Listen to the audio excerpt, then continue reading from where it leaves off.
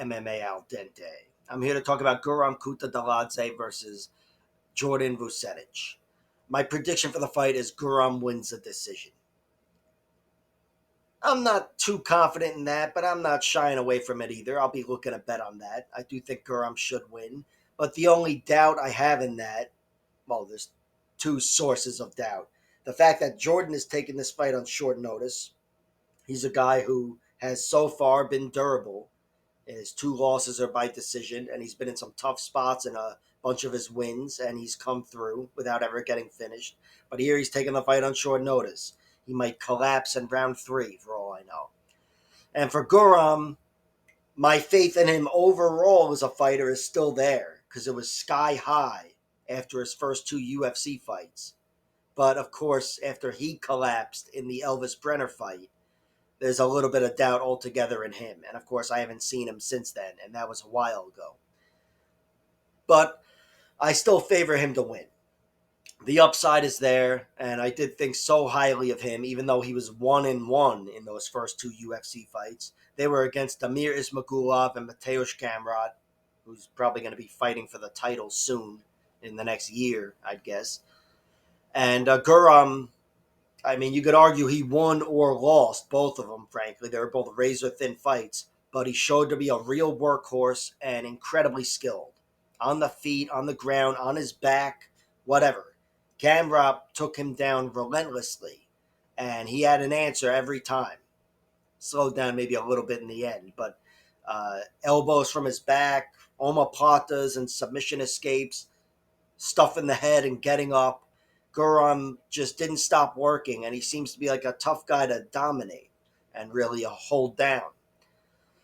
And I say that because Jordan Vucenic, even though Jordan is skilled everywhere, he's very skilled on his feet, despite his record, not showing too many knockouts or whatever, but he's got incredible skill on his feet, but he does want to take you down and go through you. I think if he's having his way, he's on top of you and ripping your arm off or something or choking you out. And for Guram Kutateladze, I don't think that's a path to victory unless he totally collapses and falls apart in round 3. But Guram, let me address his losses. He's got a 12-4 record, 4 losses, 1 by TKO, 1 by submission, and 2 by decision. The TKO, of course, comes to Elvis Brenner, who outlasted him and beat him up to the head and the body and got him out of there with 2 minutes left in the fight. The submission comes to Pavel Kilek, this really capable, good fighter from Europe who got him out of there with a knee bar. He's the one that also knocked out Mateusz Rambeszki in his one loss before his more recent loss. And his other 2 are decisions. Damir Ismagulov, and again, a razor-thin fight that I personally thought he won. And Oliver Enkamp, former UFC fighter, beat him by decision. Oliver mainly got on top of him. Guram was still working hard and defended very well for all of round 3. But altogether, he spent a little too much time on the bottom, and he was also deducted a point for kneeing the guy in the head, even though he was just grabbing the cage a second before that. But that's beside the point. Still, Guram Kutateladze, up until that Elvis Brenner fight, didn't leave me a lot of doubt. But now I just want to see him fight again. So he can erase those new doubts. Jordan Vucenic, he's got a record of 13-2. He's never been finished. His 2 losses are to good fighters, and they're both by decision. One of them being a 5-round fight to Paul Hughes, whom he beat by split decision in a 3-round fight, which that could have gone either way, but Paul Hughes probably should have been deducted for grabbing the fence himself in that fight. Regardless, in the rematch, he was dominated, though, and showed a lot of toughness in a 5-round beating.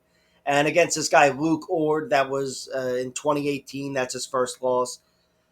He was taken down and out-scrambled. They were each sweeping each other and, each took each other down. But it was a takedown battle, and he lost it. And that was the story of that loss. But again, never been finished. He's been put in plenty of precarious situations in victories. And he's got plenty of solid victories. Morgan Charrier in a 5-round fight, split decision. You could argue it should have gone the other way, as I might, to be honest. But it went his way. He also had a close fight against this guy, Steve Amable. I don't know how to pronounce his name, but I saw the fight. Guy's a very good fighter.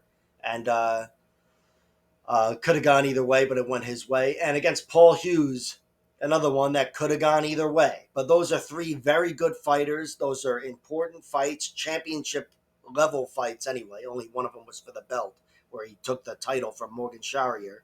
But he's a gritty fighter, is my point. Really tough to dominate, tough to get out of there in the first place. And he's got skills everywhere.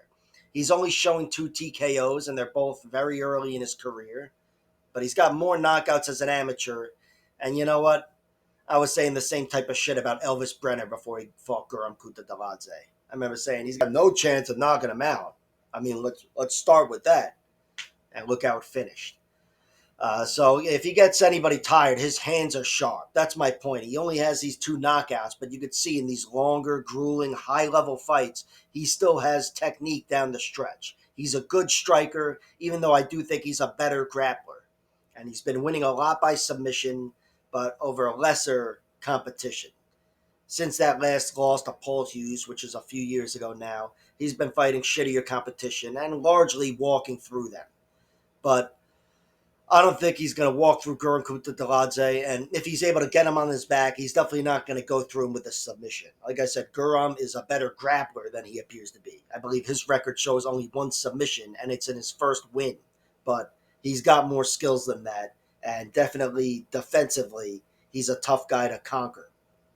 Again, that 1 submission loss, it was 10 years ago, and it was a 1 minute knee bar. So it wasn't like he was thoroughly out grappled. I can say that without even having seen the fight, although I tried to. But still, I think this fight should favor Guram Kutateladze. Even if Vucenic was on a full camp, I would favor the aggression and activity of Guram Kutateladze, and hopefully I could trust in all of his traits. But here, even though there could be a little bit of doubt in cardio in general with Guram, that's mitigated by the fact that Jordan Vucenic has taken this fight on very short notice. So the pick is Guram. I've got him winning by decision. I will wait for the props before betting on this, which is not to say I'll bet on the props. I have to see what they look like. But I do think decision is his primary path to victory.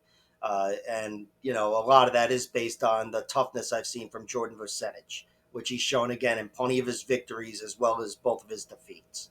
Like, share, subscribe, all that horse shit, and check out my other videos.